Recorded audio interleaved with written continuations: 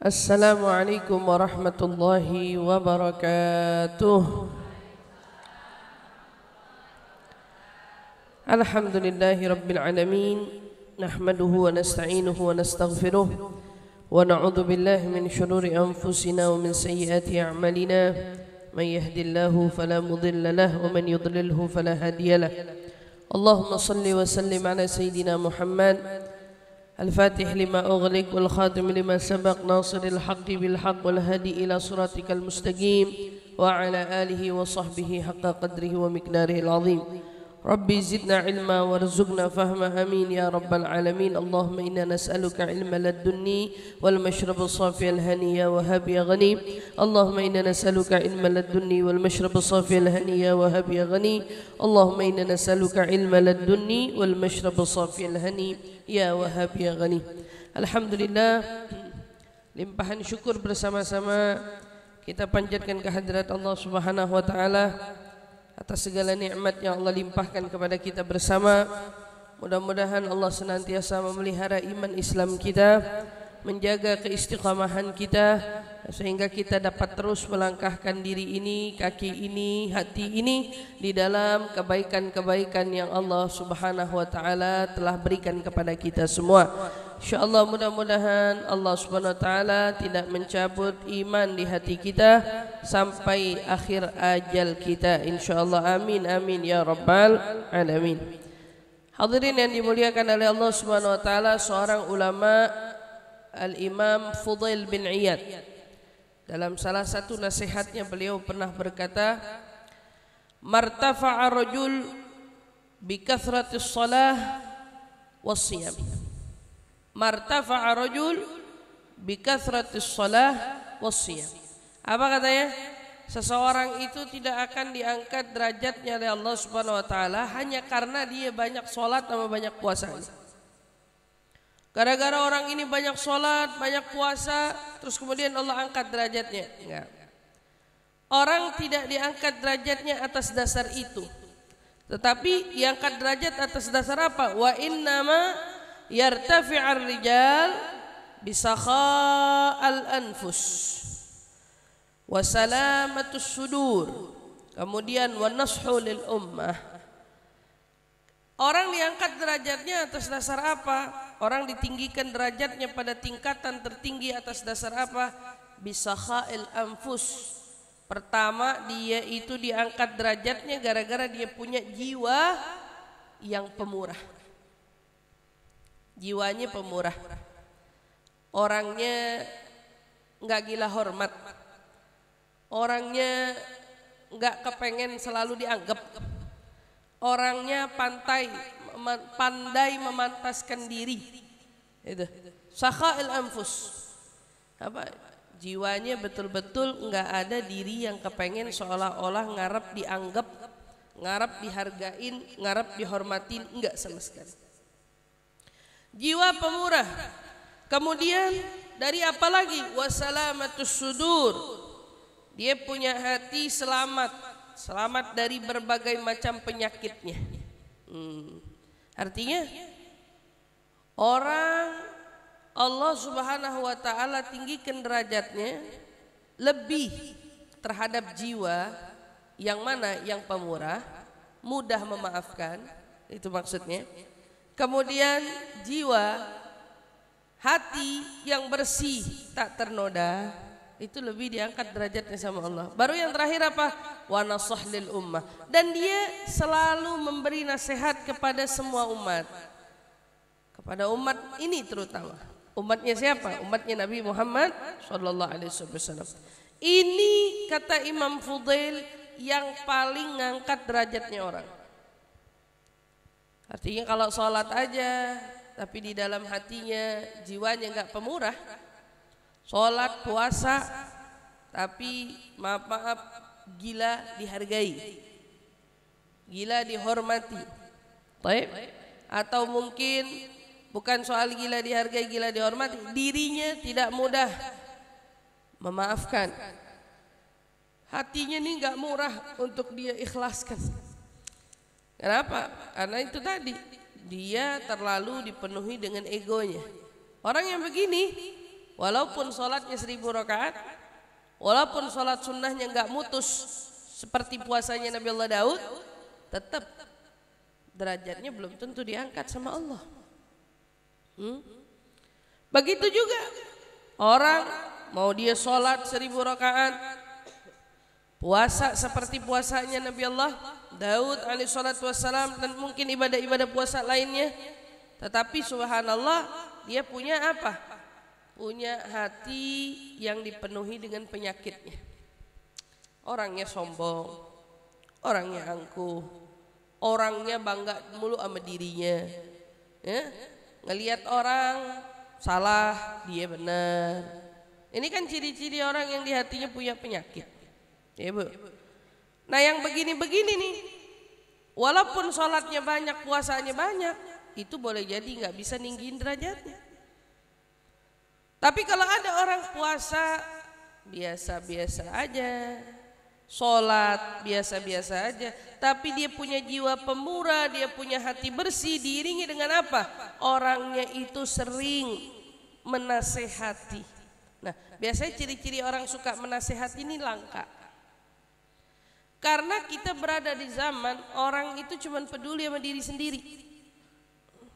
Kalau ada orang yang nasehatin orang, dikata jadi ustazah dia. Ya. Kata kayak perasaan profesi penasehat itu cuma ustazah doang. Padahal orang tua itu kan penasehat bagi anak-anaknya. Betul apa tidak? Sahabat penasehat juga bagi sahabatnya. Kalau yang namanya kamu bersahabat, kalau ada dari kamu melihat sahabatmu berbuat salah, tanggung jawabmu untuk menasehati dia. Bagaimana yang namanya nasihat itu hanya profesi seorang ustazah? Ini kan kesalahan dari pemahaman kita yang selalu rasanya pengen hidup itu tanpa aturan. Jadi kalau ada yang nasehatin kita nggak suka, nggak terima. Ngapain sih pakai nasihat-nasihatin? Urus aja diri sendiri. Kayak diri sendirinya udah bener aja. Ibu tahu nggak bahwa sesungguhnya Imam Ghazali berkata, orang sekalipun dia sedang berzina, dia lagi berzina nih Bu, dia tetap punya kewajiban menasehati orang untuk tidak berzina. Walaupun dia pezina, walaupun dia pezina. Sangkingan apa? Karena kalau orang sudah mulai bungkam, tidak lagi mau mengingatkan orang, maka kerusakan makin merajalela di mana-mana. Kenapa? Karena orang sudah nggak ada lagi yang peduli tentang dosanya orang, kesalahan orang, keburukan orang. Nggak ada yang mau tuh, terserah. Kalau emang situ buat salah kan dosanya kamu yang telan, kamu yang rasa lah. Kalau pas Allah lagi turunin bala, lah kita juga kena. Makanya jangan cuman pasrah nerima, udah biarin aja. Tidak. Tapi kita punya kewajiban apa? Menasehati. Menasehati siapa yang bisa kita nasihati. Makanya kita disuruh belajar cara menasehati yang baik dan benar. Yang salah itu seringkali bukan tentang nasihatnya. Yang salah itu seringkali cara menasehatkan orang lain. Makanya kita punya nasihat gak diterima. Kenapa? Lah gara-gara kita kalau nasihatin orang tuh kadang-kadang suka gak punya otak. Punya otak. Nasihatin orang di depan orang. Sekelas Imam Syafi'i aja berkata apa? Aku akan lebih menghargai sahabatku, saudaraku, siapapun itu yang menasehatiku dalam kesendirian. Dalam kesendirian. Kalau mau nasihatin orang itu jangan di depan umum. Panggil, sini Anda pengen ngomong. Sini duduk. Ente ini lagi kenapa? Anda liatin kok belakangan ini ente begini. Ente jangan begitu, itu nggak baik. Di depan orang. Demi Allah Bu, kalau semua orang menerapkan cara ini, nggak ada orang yang nggak mau dinasehati. Yang ada semua orang kalau dinasehatin dia bilang terima kasih. Tapi karena belakangan ini orang nggak tahu cara menasehati, dari saking dianya mungkin kurang ilmunya atau barangkali masih tinggi egonya, jadi kalau negor orang di depan orang. Ente besok-besok kalau begini jangan begini dong, depan yang lain. Yang salah bengong. Malu nggak? Malu. Panggil, ajak ngomong berdua. Ente besok kalau ngelakuin begini jangan begini. Itu tadi ente salah. Ente kalau mau besok-besok begini. Ingat ya. Iya, depan orang. Itu yang dinasehati merasa dihargai.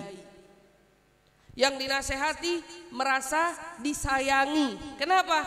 Udah ditegur berarti bentuk peduli, kemudian dia dipanggil itu bentuk dari apa? Dari rasa dihormati. Tuh Bu, ini yang kurang.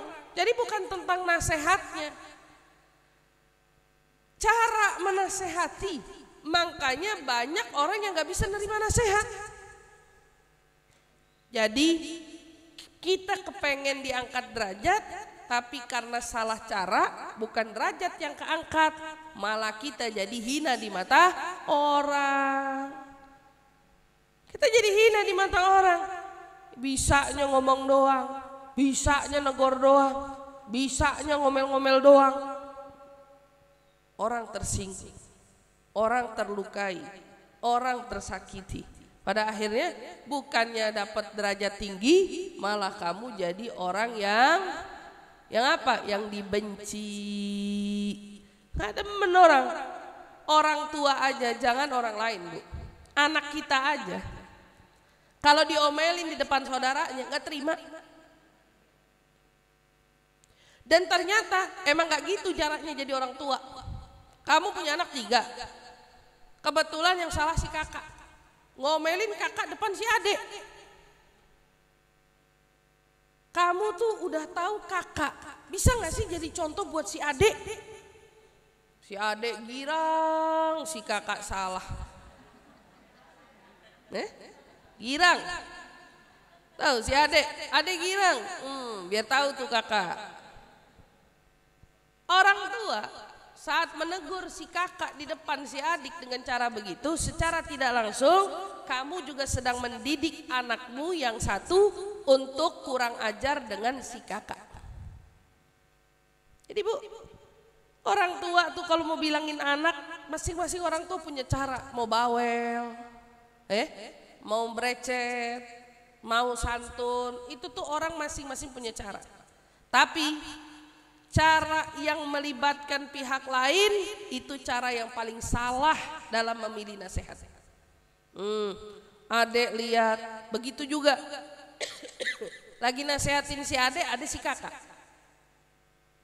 Kamu tuh jadi adek tuh yang nurut, makanya sama kakak. Kakak ada di situ, dengerin tuh. Aduh, gimana sih ibu? Mau ngedidik tapi caranya salah. Gara-gara cara salah akhirnya memicu keributan antara saudara.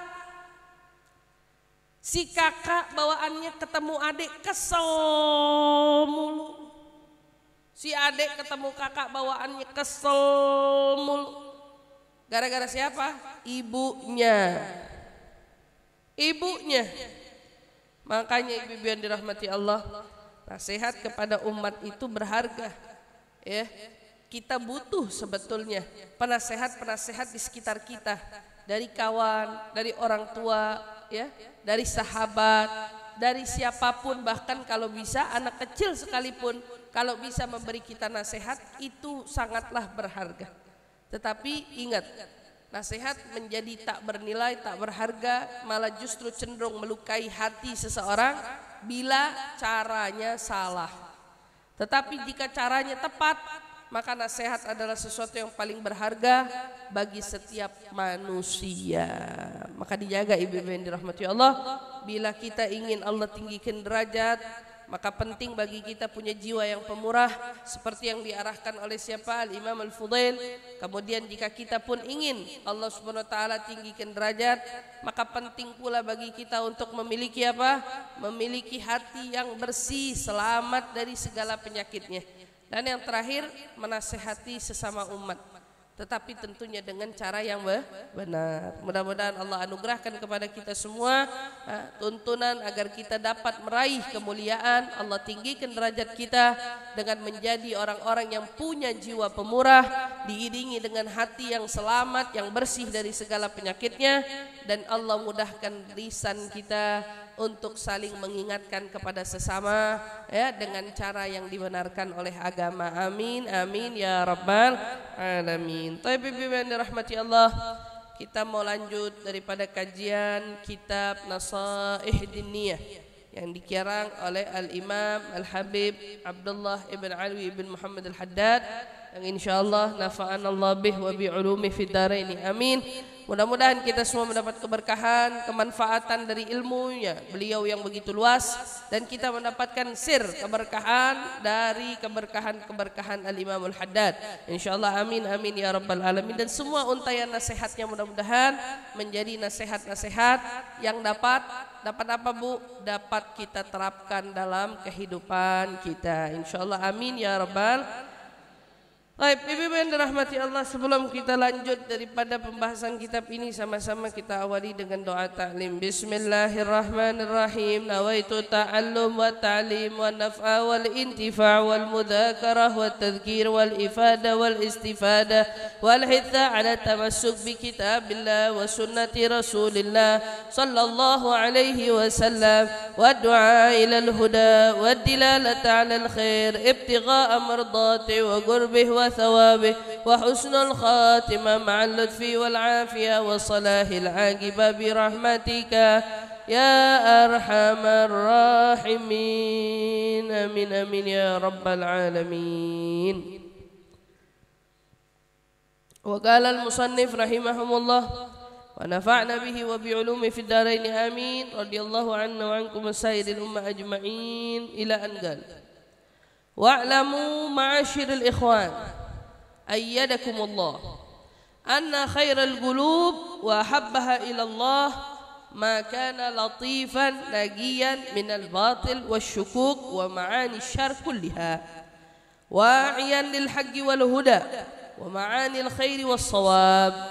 وفي الحديث القلوب أربعة: قلب أجرد فيه سراج يزهر فذلك قلب المؤمن، وقلب أسود منكوش فذلك قلب الكافر، وقلب مربوط على غلافه فذلك قلب المنافق، وقلب مصفح فيه إيمان ونفاق فمثل الإيمان فيه مثل البقلة يمدها الماء العذب، ومثل النفاق فيه مثل القرحة يمدها القيح والصديد، فأي المادتين غلبت عليه ذهبت به.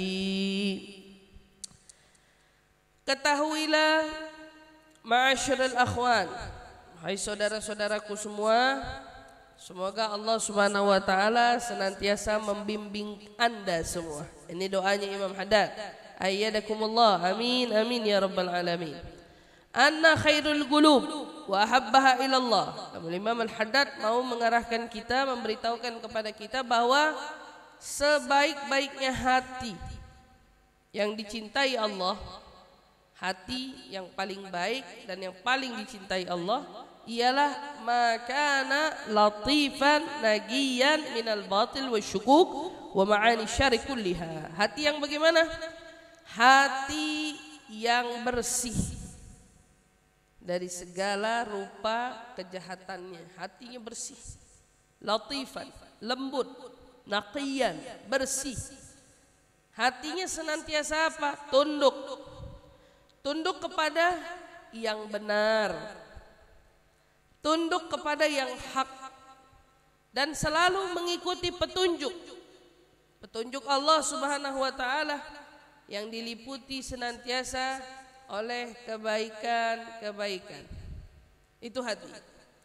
Jadi hati yang paling dicintai Allah latifan, nagiyan. Hati itu lembut, bersih katanya. Nagian bersihnya dari mana? Minal batil wasyukuk. Bersih dari segala kebatilan dan segala hal-hal yang meragukan, dari segala prasangka. wa ma'ani syarri kulliha, dan segala hal bentuk kebatilan yang buruk lainnya. Hati itu wa'iyan lil haqq, siap banget untuk apa? Untuk mendengarkan dirinya, hatinya tunduk kepada yang benar. Artinya kalau dikasih tahu yang benar nih, hati gak pernah nentang. Dikasih tahu yang tepat, yang betul sesuai syariat, hatinya gak pernah ingkar. Hatinya setuju, sepakat, ya benar. Hatinya udah bersih, nurut pula hatinya. Siap buat diperdengarkan segala kebaikan yang ada. Jadi hatinya ini selalu memang dipenuhi dengan al-huda, petunjuk dari Allah Subhanahu wa taala. Hak yang benar yang dituntun oleh Allah Subhanahu wa taala. Di dalam sebuah hadis Nabi sallallahu alaihi wasallam bersabda, kata Nabi, hati itu ada 4 macam. Hati seseorang itu katanya ada 4 macam. Yang pertama, hati yang tidak berselaput. Hati ini enggak ada penutupnya. Hati ini benar-benar tidak ada penghalangnya. Di dalam hati itu terdapat katanya ada cahaya yang meneranginya. Itu hatinya siapa? Kata Nabi, itu hatinya orang mukmin. Hatinya orang yang beriman. Harusnya hatinya orang yang beriman itu seperti yang tadi diuraikan oleh Imam Haddad. Yani hatinya gak ada yang nutup dari segala bentuk dosa-dosa hati, dari segala bentuk kotoran-kotoran hati. Hatinya justru di dalamnya terdapat cahaya yang menerang. Hatinya justru punya pelita yang memberikan penerang. Ini hatinya siapa? Hatinya orang mukmin, orang yang beriman. Tapi hati yang kedua, ini hati hitam warnanya, nggak punya tempat yang menentu. Hatinya lawan hitam, nggak punya tempat menentu, nggak ada kejelasan terkait hatinya. Ini hatinya siapa? Ini hatinya orang kafir.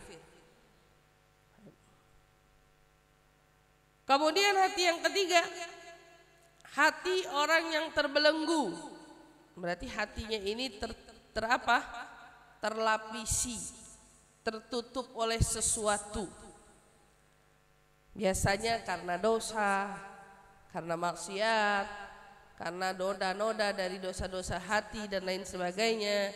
Kan Nabi SAW dalam sebuah hadisnya mengatakan, kita ini kalau melakukan satu maksiat apapun, baik itu maksiat mata, baik itu maksiat tangan, maka Allah akan membuat titik hitam di dalam hatinya orang itu. Semakin banyak maksiat yang kita buat, maka titik hitamnya semakin banyak. Lama-lama titik hitam ini menjadi belenggu. Bila dia sudah menjadi belenggu, maka orang ini akan teriring menjadi siapa? Kata Nabi, sifat hati yang ketiga ini hatinya orang munafik. Kadang-kadang penampilannya baik tapi dalamnya busuk. Atau di depan orang pura-pura baik tapi di belakangnya ngomongin yang tidak baik. Nah, ini kan ciri-ciri orang munafik. Di depan orangnya senyum seolah begitu menaruh hormat, tapi ternyata di belakangnya justru diolok-olok dan diejek-ejek. Nah, ini siapa? Ini orang munafik. Makanya saya pernah menyinggung salah seorang yang mulutnya seringkali berbicara buruk tentang ustazah. Ustazah ini mah orangnya, ustazah. Ngomongin ustazah. Ya ustazah ya. Tapi begitu yang diomongin datang depan mata saya, itu orang ketemu ustazah itu nungging salaman. Wah, sampai kayak apa tahu ya, mulutnya tapi di belakang ngomong apa? Macem-macem. Ngomong ini, ngomong itu, ustazah. Tapi kalau ketemu nungging, hormatnya luar biasa. Maka saya bilang, apa arti tunduknya kepala? Apa artinya kau mencium tangan dibulak-balik seolah ingin menunjukkan bukti hormat, tetapi bahkan di balik itu semua lisanmu tak terjaga? Apa artinya tundukin kepala? Apa artinya cium tangan bolak-balik? Apa artinya di depannya seolah hormat, tapi ternyata hatinya tidak benar-benar hormat? Yang begini orang munafik. Orang munafik itu. Na'udzubillah min dzalik. Maka saya pernah ngomong, kehormatan itu bukan dilihat dari kepala yang tunduk. Hormat itu tidak dilihat dari apa? Dari tangan yang begitu ingin meraih barokah.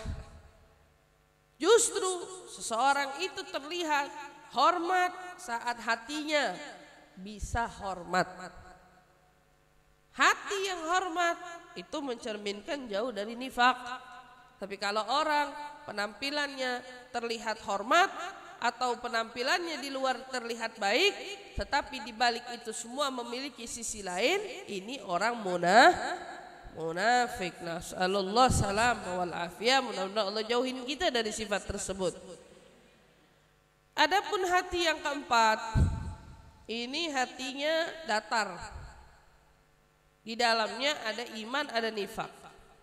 Punya iman, punya nifak. Perumpamaannya, iman itu yang ada di hatinya dikatakan oleh Rasul seperti tumbuhan yang disirami dengan air tawar. Nah, kalau kita punya tumbuhan-tumbuhan, ya, punya hati datar, disirami dengan sesuatu kebaikan, maka umpamanya hatimu punya tumbuhan disirami dengan air besi, air tawar. Lama-lama tumbuhan ini numbuh atau tidak? Numbuh. Tumbuhan ini akan berkembang. Kenapa? Disirami dengan air bersih, air jernih. Tapi jangan lupa, di sisi lain hatinya juga punya nifak. Enggak cuma tumbuhan, ada nifak. Rasulullah beri perumpamaan, nifak ini seperti apa? Seperti setumpuk kudis, kayak koreng, ya, mohon maaf, seperti setumpuk luka yang busuk, yang bau, ya. Itu hati diselaputi oleh ma'udzubillah nanah yang busuk. Artinya kalau dia berbuat maksiat, berbuat dosa, maka hati yang terselaput kotor ini, yang terselaput oleh nanah ini, kau sirami lagi dengan darah dan nanah di atasnya. Luka disiramin darah, menanah jadi apa? Hati sudah nifak, ketemu sama orang nifak, yang diobrolin seputar perkara tentang nifak. Ngomongin orang, nih kamu nyiramin lagi tuh hati dengan nanah, dengan kotorannya. Makin lama itu sembuhnya, makin busuk dia, makin terkontaminasi dia, naudzubillah, makin rusak dia sebetulnya. Maka apa kata Nabi bilang, yang mana di antara keduanya yang berkuasa, disitulah hatimu akan tertarik. Artinya tiap diri kita kemungkinan memiliki dua ini, ada iman, ada nifak. Kalau kamu terus-terusan lazimi dirimu untuk kebaikan, maka lama-lama hatimu akan menang yang baiknya, imannya, dan itu akan mengantarkanmu pada ketertarikan dan kecondonganmu terkait keimanan. Tapi bila ternyata kau biarkan yang menang itu adalah yang nifak, ternyata kebaikan dengan keburukan yang kau lakukan lebih banyak keburukannya. Kau lebih sering memperdengarkan telingamu keburukan, kau lebih sering memperlihatkan matamu dengan keburukan, kau lebih sering membiarkan lisanmu membicarakan keburukan. Maka saat itu juga perumpamaannya hatimu sedang kau sirami dengan nanah dan darah. Dari situ jika hati ternyata dominan yang nifak, dominan yang busuk, maka yang busuk ini akan menang. dan kamu punya sikap, punya tingkah akan condong dari busuknya hatimu. Naudzubillah min dzalik. Makanya penting kita tuh berteman dengan siapa, duduk dengan siapa. Ya Rasulullah tuh kan kalau ngajarin nggak pernah salah, Bu. Makin duduk dengan orang benar yang kamu terima hal-hal benar, hal-hal baik, hal-hal yang tidak ada unsur-unsur provokasi, tidak ada unsur-unsur ghibah, tidak ada unsur-unsur namimah. Hati jadi tentram, imannya terus berkembang. Kalau dia berupa tanaman berarti tanamannya lama-lama akan mengeluarkan bunganya. Jika itu bunga, jika itu buah akan menghasilkan buahnya. Kan begitu. Tetapi kalau yang kotoran yang menang, kamu salah duduk sama orang, walaupun kamu tadinya orang baik, kau bisa berubah menjadi mereka. Mulutmu yang tadinya terjaga berubah menjadi sampah. Matamu yang tadinya seolah melihat orang dengan nilai positif berubah menjadi negatif. Kamu duduk dengan orang yang mudah berpraduga, maka kamu akan tertular menjadi orang yang begitu selalu menduga-duga. Ya, duduk sama orang curigaan sama laki, ibu yang gak curiga jadi curiga sama laki. Iya kan? Duduk sama teman, ente punya suami, liatin yang benar. Lagi musim selingkuh katanya, jagain yang benar. Ibu tadinya sama suami percaya, ibu tadinya sama suami mah ini aja, tahu-tahu begitu diomongin baik-baik, ngeliatin suami parno, ya semuanya diperiksa. Semua dia kata suami, emang kamu kenapa sih? Ya. Nggak apa-apa. Ya, ada gelagat aneh dikit, marah. Ini gara-gara apa? Gara-gara salah duduk. Salah duduk. Dapat informasi salah. Kepancinglah respon yang salah. Tapi kalau duduk sama orang yang sama laki kita mah yang sabar. Laki mah nggak demen, barang-barangnya di buka-buka. Laki nggak demen, kita mah ngurusin dompetnya, handphonenya. Lah ustazah kan kita kan bininya, boleh. Tapi kan Islam tuh ngajarin sesuatu tuh nggak sia-sia, Bu. Kamu diajarin untuk gak usah buka-buka dompet. Biar apa? Biar kamu tuh nggak banyak sakit. Tahu? Biar kamu nggak banyak sakit, gak usah tahu. Lihat orang tua dulu. Tahu lakinya macam-macam, belaga nggak tahu. Belaga nggak tahu, dia tahu. Tapi belaga nggak tahu, bodoh amat. Yang penting lo pulang, yang penting lo nafkahin kita, yang penting tuh anak-anak sekolah lo bayarin, yang penting begitu. Yang penting dia melakinya tetap benar. Orang tua dulu tahu, ada lagi bibitnya di sono. Tahu ada lagi di sono, belaga diem, belaga nggak tahu, nggak pernah nanya-nanya, ngirim berapa ke sono. Tahu, tapi pintar-pintar perempuan dulu tuh jaga hatinya, nggak kayak perempuan sekarang. Lagi damai-damai berantem, terlalu kepo, bener Bu. Maka dari itu diajarin sama ulama, Bu, nggak usah lah buka-buka dompet. Gak usah lah juga buka-buka HP. Ini ustazah kalau gak buka-buka HP jadi begini. Lah emang siapa yang bisa jamin? Siapapun kamu, kalau kamu belum jadi Khadijah bintu Khuwailid, istrimu belum tentu setia sama kamu. Tolak ukurnya begitu. Kamu bisa banget balikin, maaf suami dibalik. Kamu bisa gak sih jadi kayak Nabi? Nabi tuh sama Sayyidah Khadijah tuh setia loh sampai mati. Suami bengong aja, saya disuruh jadi nabi. Ya, kata suami saya disuruh jadi nabi. Suami balikin sama ibu.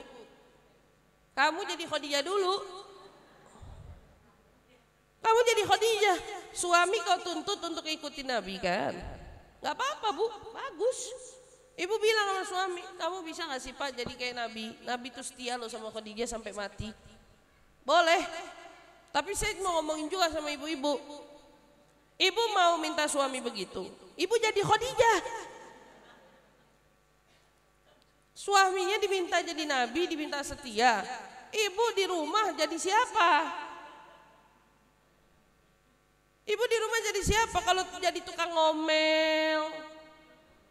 Kalau di rumah jadi tukang jutek, kalau di rumah jadi jagoan, kalau di rumah nggak bisa jadi Khadijah, mendingan nggak usah fudul, nggak usah fudul. Urusan kita tuh mendingan fokus sama Allah aja, jangan fudul. Kalau nggak bisa, ini saya bukan ngebela laki-laki, saya juga sebetulnya pegel sama perempuan-perempuan yang begitu banyak menangis akan terjadinya masalah dalam rumah tangga. Perempuan ini banyak yang nangis masalah sama rumah tangga. Tapi Bu, kalau udah digali lebih dalam, kesalahannya dari dia.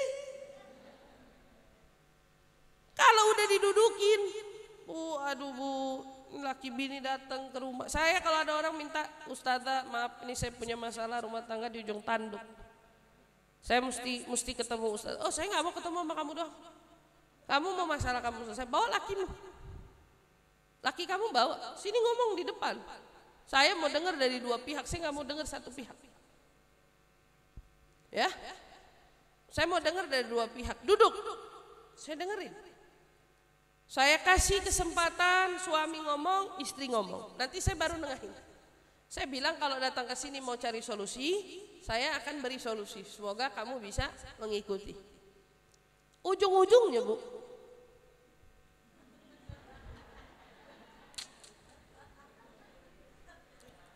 maaf, ini realita. Ujung-ujungnya kebanyakan yang terjadi perempuannya banyak nuntut tapi kagak mau berubah.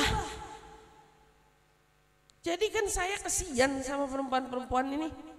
Perempuan-perempuan ini nangisnya paling gede, sedihnya paling-paling, ya, stresnya yang paling dominan. Ya, kalau ada apa-apa dia yang paling-paling, semuanya dia udah yang paling-paling. Kalau udah marahnya dia yang paling-paling. Kalau ngambek langsung packing baju. Macem-macem deh pokoknya. Subhanallah ya. Enggak Bu. Namanya hidup itu kita nggak lepas dari ujian. Tapi kan ingat kembali, diajarin jadi orang tuh jangan fudul. Jadi orang jangan banyak mau tahu. Jadi orang itu mendingan cari yang aman, yang enak, yang tentram, nggak usah cari masalah. Jadi gitu. Nih hati, jangan salah duduk. Duduk kalau mau duduk sama teman-teman yang baik-baik aja. Ya. Jangan sama orang-orang yang sifatnya kita udah tahu jelas. Orang ini kompor. Berapa tungku?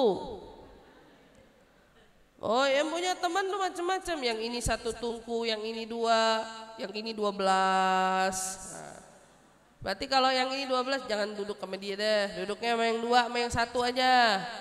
Nah, kalau dikomporin juga satu, apinya lama. Tapi kalau 12 panasnya cepet, sedapur gerah. Kalau tungkunya satu lama panasnya. Istilahnya cari teman-teman yang baik untuk kamu dekati, untuk kamu duduk bersama dengan mereka. Jangan salah bergaul, akhirnya salah bersikap, salah berbuat, karena pertemanan akan mempengaruhi hati. Itu udah pasti, pertemanan akan mempengaruhi hati. Kemudian qultu wadh-dhahir anna hadzal qalbul akhir wasafa qulub ahli at-takhlid wat-tafrid min 'ammatil muslimin.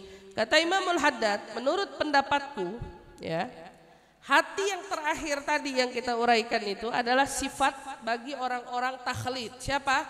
Mereka kaum yang bercampur aduk. Campur aduk madhabnya, campur aduk akidahnya, campur aduk gurunya, campur aduk gurunya.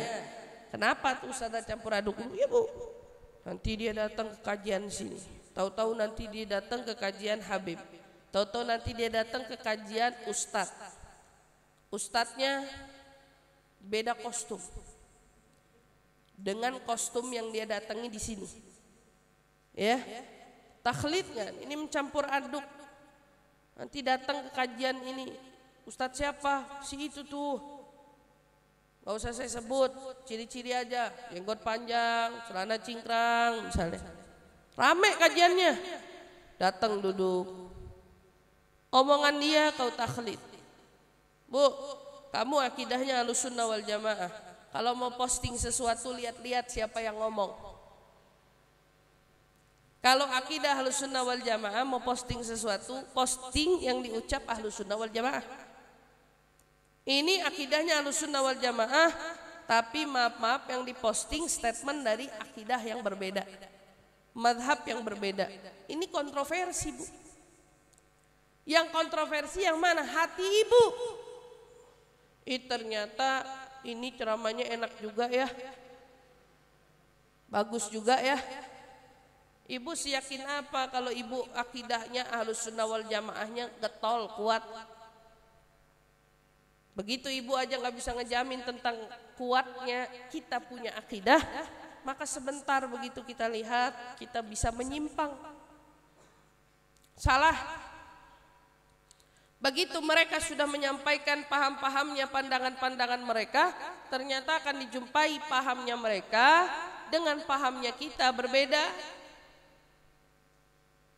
Pahamnya Ustadz ini dengan Habib ini beda. Yang sawah, yang nyampur aduk. Tahu? Yang nyampur aduk. Ibu, saya punya teman yang satu makan di piring, nasinya putih. Kalau mau makan, mau minum, mau ngirup kuah, kuahnya di mangkok. Ya. Bersih kalau makan, nggak berantakan piringnya. Ada teman satu lagi kalau makan demennya tublekin semua.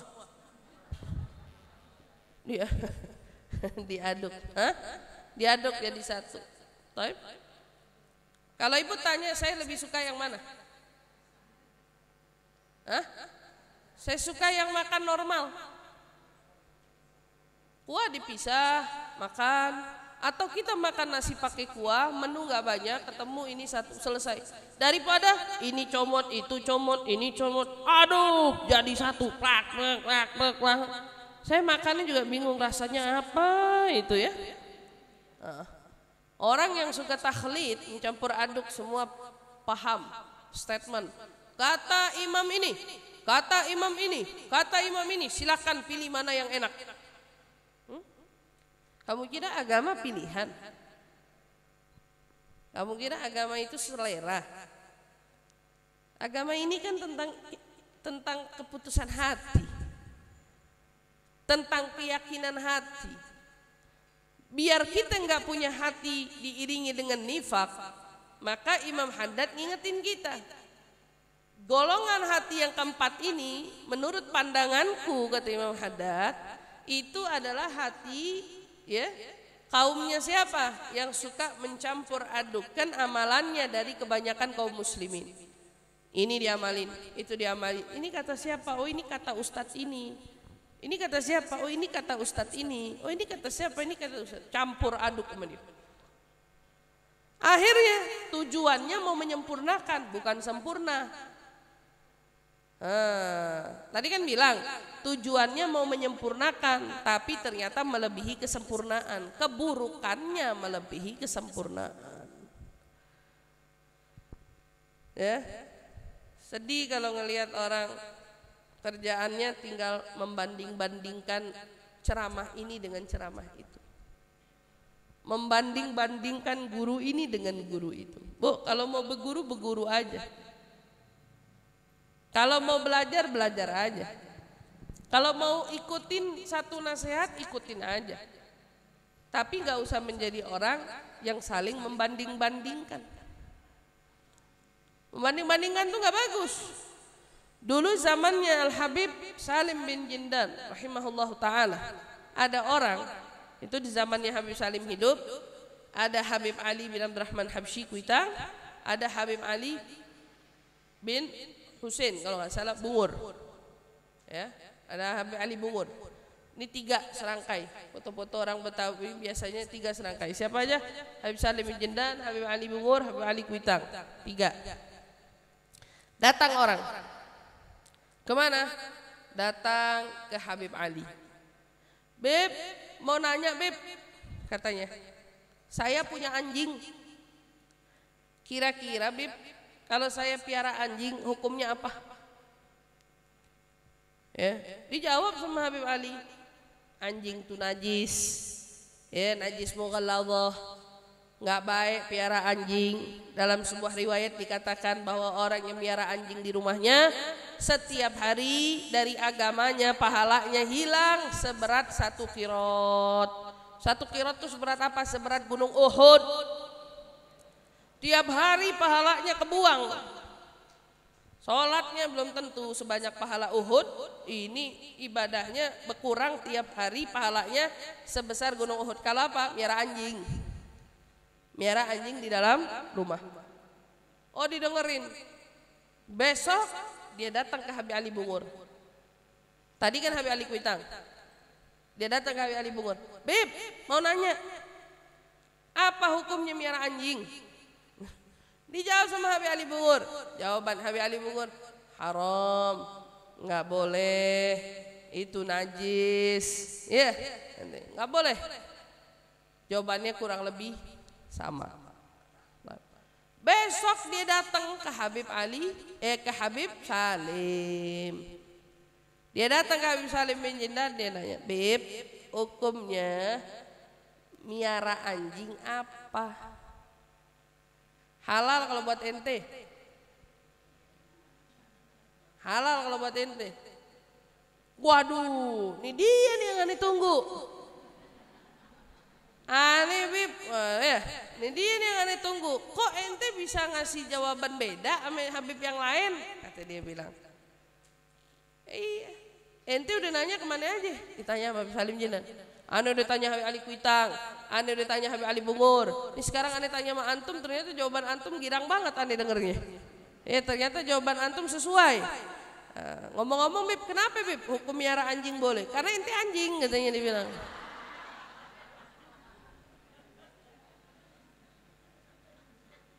Bingung dia. Kenapa ente katain anak anjing? Ente ini manusia bukan? Nanya sama Habib Ali Kuitang, ulama besar ente ragu.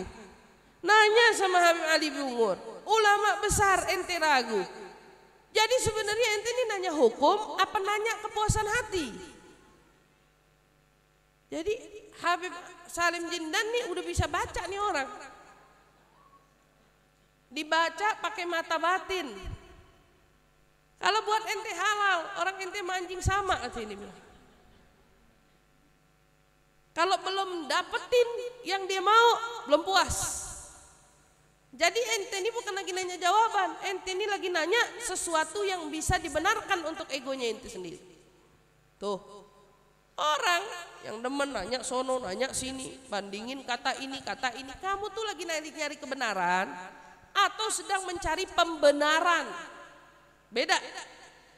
Orang yang mencari kebenaran, dia mencari kebenaran, maka saat dia menemukan kebenaran cukup dengan satu ucapan, satu arahan cukup.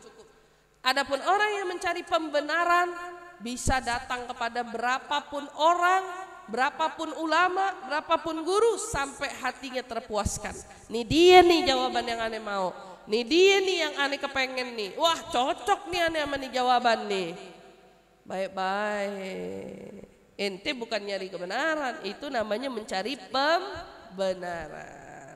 Kalau udah mencari pembenaran, aduh, serem apa kagak itu Bu? Nyari pembenaran, berarti bisa-bisa yang dia lagi cari sesuatu yang salah ingin dibenarkan.